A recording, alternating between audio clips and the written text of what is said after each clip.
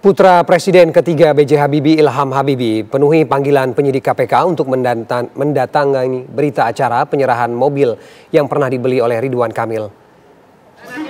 Ilham mengaku di dalam hanya 10 menit saja. Ilham mengaku tidak ada pemeriksaan lagi sehingga mobil yang dibeli RK telah dikembalikan ke Ilham dan Ilham telah mengembalikan uang pembelian mobil tersebut ke KPK. Ilham enggan menyebut total uang yang telah diserahkan ke KPK. Lebih lanjut, Ilham mengatakan mobil tersebut dikembalikan pada pekan depan. Diketahui dalam kasus pengadaan iklan di Bank BJB, KPK telah menyita mobil milik Ridwan Kamil, yang mana mobil itu telah dibeli dari Ilham Habibie dengan cara bertahap.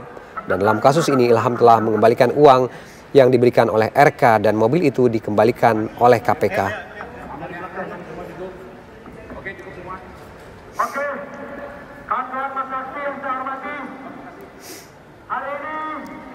Saya dipanggil untuk menandatangani berita acara terkait dengan proses pengembalian mobil.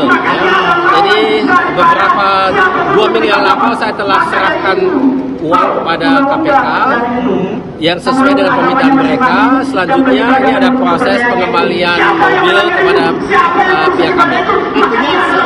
Banyaknya uang yang pernah dicicil itu dikembalikan. Sudah dikembalikan. Saya kira kurang lebih seperti itu. Nah, terus kemudian bahwa posisi mobil itu sendiri kan sudah berubah baik warna ataupun itu nanti di antara saya dengan bengkel dan saya dengan Pak RK. Komisi Pemberantasan Korupsi KPK memindahkan kendaraan mewah yang disita dalam kasus mantan Wakil Menteri Ketenagakerjaan Immanuel Ebenezer. Informasi selengkapnya akan disampaikan oleh rekan Iman Fajar di KPK. Selamat siang, Iman. Iman, ada berapa dan jenis mobil atau kendaraan apa saja yang kemudian dipindahkan KPK ke rumah sitaan milik KPK ini?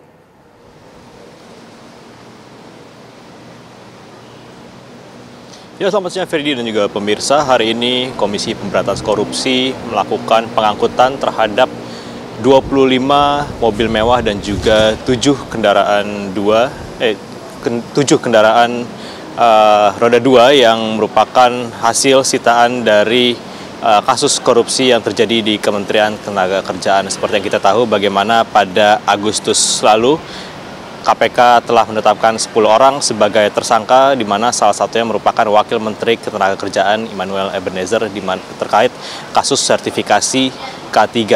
Dan hari ini memang ada sekitar 12 kendaraan towing atau mobil derek yang dikerahkan untuk mengangkut 25 mobil dan juga 7 motor ini ke rumah penyimpanan barang sitaan KPK yang berada di Cawang, Jakarta Timur. Ataupun untuk pengangkutan mobil dan motor ini sudah dilakukan sejak pukul 9 pagi tadi. Dan kalau kita ingat bagaimana pada Agustus lalu ketika saat itu KPK telah menangkap 10 orang tersangka, dan bagaimana saat itu juga pada Agustus lalu KPK sempat memamerkan sejumlah mobil dan juga motor mewah, salah satunya juga milik Wakil Menteri Ketenagakerjaan saat itu, Immanuel Ebenezer, di mana saat itu hanya terdapat 15 mobil dan juga 7 motor. Dan hari ini KPK membawa sekitar 25 mobil dan 7 motor. Ini berarti ada sekitar tambahan 10 mobil yang telah disita oleh KPK terkait kasus sertifikasi ataupun pemerasan sertifikasi K3 di lingkungan Kementerian Ketenagakerjaan. Adapun sejumlah kendaraan ini menurut KPK ataupun disampaikan juga tadi sebelumnya ini merupakan milik dari pihak-pihak yang diduga terlibat dalam kasus korupsi yang terjadi di lingkungan Kementerian Ketenagakerjaan pada saat itu. Dan sebagai informasi juga dalam kasus pemerasan sertifikasi K3 ini KPK juga menaksir kerugian negara ini mencapai 81 miliar rupiah, dan tentunya kasus ini juga masih bergulir. Kita akan menunggu bagaimana perkembangan dari kasus ini selanjutnya yang ditangani oleh Komisi Pemberantasan Korupsi. Sementara itu. Baik, terima kasih Iman Fajar dari Gedung KPK Jakarta.